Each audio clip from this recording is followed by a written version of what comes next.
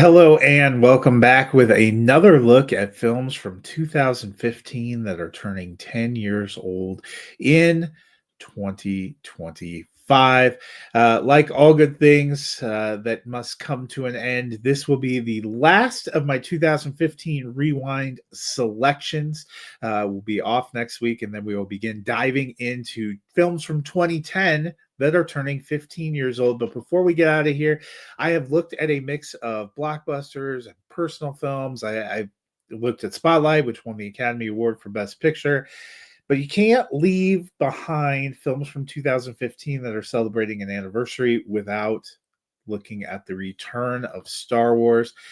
Look, I know we may not have loved The Force Awakens as much as we thought. The sequel trilogy in general probably has some highs and lows. People have different thoughts on this recent wave of Star Wars films, but it is hard to underestimate just how exciting it was when it was announced that Star Wars was coming back. And not only was Star Wars coming back, for the first time since 2005, it had been a 10-year layoff after episode 3, but we were getting a return to those original stars. We were going to see Harrison Ford as Han Solo, Carrie Fisher back as Princess Leia, Mark Hamill back as Luke Skywalker. Well, that latter one, maybe you don't really see too much in this film. In fact, none of the stars, except for Harrison Ford's Han Solo, play a huge role here. We do get introduced to a few new characters. Daisy Ridley's Rey, who,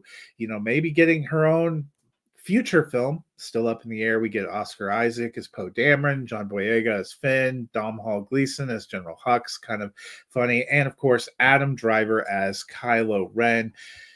There are some cool visuals here. J.J. Abrams, I really loved what he did in rebooting the Star Trek franchise. His Star Trek 2009 is actually one of my favorite of those movies. I was excited to see what he could do here. He's paired with Lawrence Kasdan, a guy who wrote on some of the original Star Wars movies. All of the right nostalgia pieces are there. This movie has an excellent trailer, and in the end, it feels a little bit like a rehash of A New Hope. It's probably mid in terms of Star Wars films for me. It's actually probably my least favorite of what ends up being the sequel trilogy, but I just remember that excitement. I still get excited by the nostalgia of it all. I've seen this movie a few times since. I did a complete Star Wars rewatch last year when getting ready for Star Wars Day. As somebody who was born on May 4th, Star Wars always holds a close place in my heart. I'm glad we got this movie. It was fun to watch. It probably didn't totally live up to the quality expectations, but what could have? Still, you can't look at the year 2015 without thinking about this movie and the excitement and what it meant and how it brought people into theaters. It turns 10 years old this year, and it's amazing to think of what this fate of the Star Wars franchise is now. This movie now is as old as episode 3 was at the time this movie was released, and we still don't know where Star Wars is going. So kind of an interesting turnaround, just something to take in. But that is my look at 2015, the year in film. 5 films that I enjoyed that are turning 10 this year.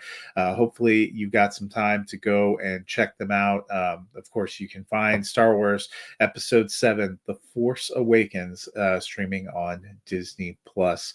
That'll do it for me this week. Be off next week, and then I will be back with a look at films from 2010. Can't wait to continue this deep dive into cinematic history with you each and every weekend of 2025. Have a great day.